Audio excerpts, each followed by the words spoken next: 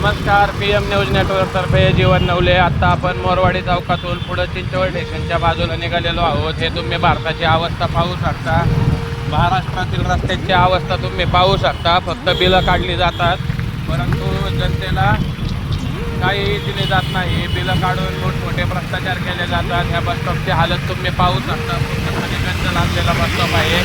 ह्याचे सिमेंट देखील निघले आहे. आतमध्ये उभा राहायचे ज्या फारशा आहेत त्या तुटलेल्या आहेत.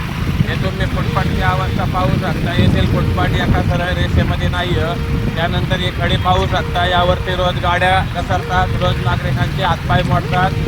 हे वेगवेगळ्या टेक्नॉलॉजी वापरून अशा प्रकारचे रस्ते तयार करण्यात आलेले आहेत. या ठिकाणी हा पिवळा बोर्ड मागं लावला आहे, जेणेकरून पुढच्या बाजूला गाड्या चढतात. हा रस्ता तुम्ही पाहू शकता. अशा प्रकारचा खराब रस्ता जनतेच्या पदरात पडलेला आहे. लाखो करोडो रुपयाचे बिलं काढली जातात, टेंडर पास केले जातात, परंतु कामं होत नाहीत. हे तुम्ही पाहू शकता. अशा प्रकारचा रस्ता महाराष्ट्रातील जनतेला सर्वत्र मिळत आहे. जनतेने कोणते पुण्य केले होते त्यामुळे अशा प्रकारचे रस्ते जनतेला मिळत आहे.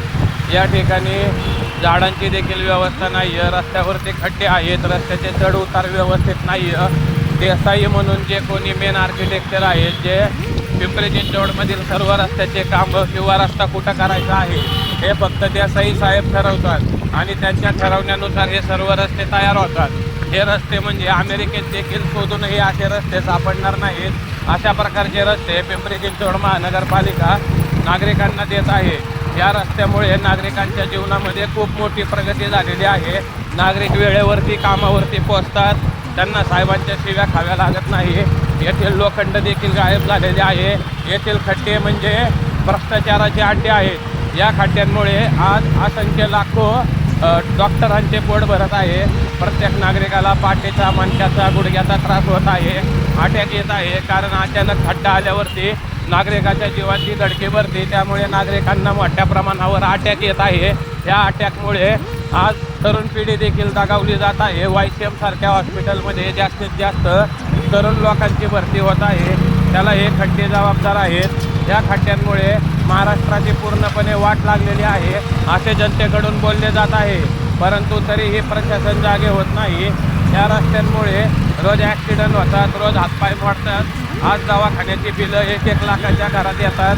5 दिवस माणूस ॲडमिट झाला तरी त्याची बिल 5-6 लाखापर्यंत येते. अशा प्रकारे सर्वत्र भ्रष्टाचार चालू आहे. गोळ्या औषधांच्या किमती देखील वाढलेल्या आहेत. ज्या गोळ्या औषधं 1-2 रुपयाला मिळत होते ते आता 10-15 रुपयाला मिळत आहे. वेगवेगळ्या औषधाच्या बाटल्या, सलाईनच्या बाटल्या, सर्वत्र मोठ्या प्रमाणावर भ्रष्टाचार चालू आहे. तरी देखील पिंपरी चिंचवडमधील रस्ते कधी होणार हा प्रश्न जनतेतर्फे शासनाला विचारला जात आहे, परंतु शासनाकडून कोणतेही अधिकृत उत्तर मिळत नाही. जीवन नवले, PM न्यूज नेटवर्क.